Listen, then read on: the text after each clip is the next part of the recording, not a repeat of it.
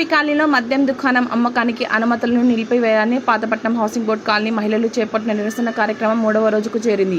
స్థానిక శాసనసభ్యుడు మామిడి గోవిందరావు మద్యం దుకాణాన్ని తరలించాలని ఎక్సైజ్ అధికారులకు ఆదేశించినప్పటికీ ఆయన ఆదేశాలు పాటించకుండా బాధ్యత రహితంగా వివరిస్తున్నారని ఆవేశంతో మహిళలంతా మూకమ్మడిగా మద్యం దుకాణాలకు ప్రవేశించి జనావాసాల మధ్య ఏర్పాటు చేసిన ఈ మద్యం షాపును ఇక్కడ చేపడుతున్న అమ్మకాలు వెంటనే ఆపి దుకాణాన్ని ఇక్కడి నుండి మరొక చోటుకు తరలించాలని పెద్ద ఎత్తున నినాదాలు చేస్తూ ధర్నాకు దిగారు. అక్కడ ఉన్న యాజమాన్యం ఎక్సైజ్ సీఐకు సమాచారం అందించిన వెంటనే ఆయన మహిళలతో మాట్లాడి తాను అందుబాటులో లేనని మీ వద్దకు ఎస్ఐ సిబ్బంది వస్తారని తెలియజేశారు.